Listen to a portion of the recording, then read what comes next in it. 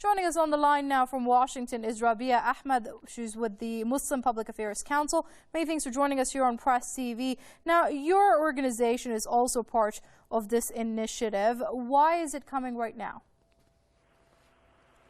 Well, I think it's important to note that American Muslim organizations have been doing these efforts for years now.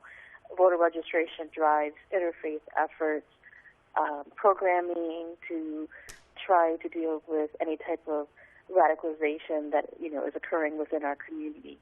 But what is important is that we are coming together as a unified voice to work together, to rely on our respective strengths of each organization so that our efforts and our voices can be amplified.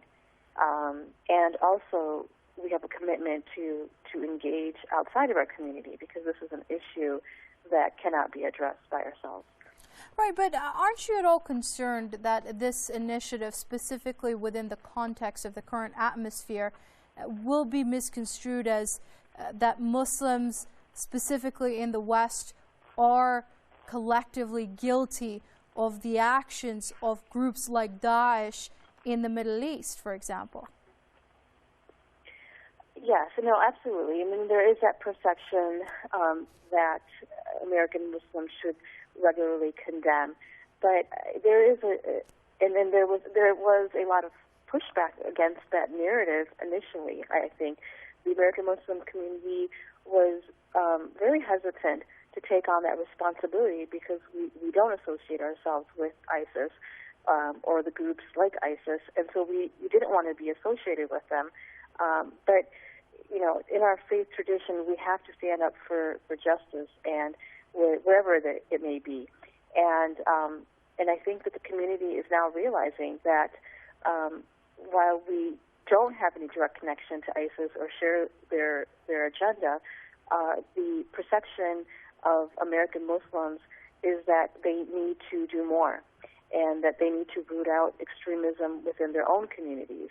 And so the American Muslim communities that are in this coalition are acknowledging this, and they are accepting the leadership and taking on the challenge of addressing these issues. We really cannot afford not to do this. The climate has gotten so tense right now that if we aren't seen as leaders in this realm, then interfaith hostility, anti-Muslim sentiment will only continue to rise. And before I let you go, Ms. Ahmed, also you spoke of the importance of standing up against oppression in all its forms, but how much of this initiative is also tied towards trying to at least influence the foreign policy of the U.S. government, which has played a direct or indirect role in creating the situation as it stands for Muslims both at home and abroad?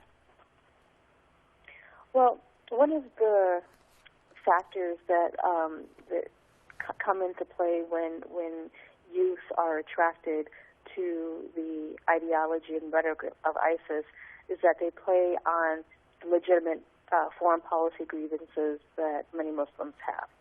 And what we are promoting instead is for our community centers and our mosques to create safe spaces for the youth to come and discuss these foreign policy issues and air their grievances and have productive conversations around it, and then to actually show them productive ways in actually bringing upon social change. So yes, there are legitimate foreign policy issues, but ISIS isn't the solution. It's not the way to actually address those grievances.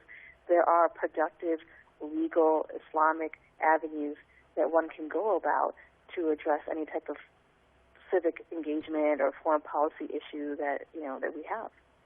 Well, we wish you the best of luck. That's Rabiah Ahmed with the Muslim Public Affairs Council joining us on the line from Washington. Many thanks indeed for your comments here on Press TV, ma'am.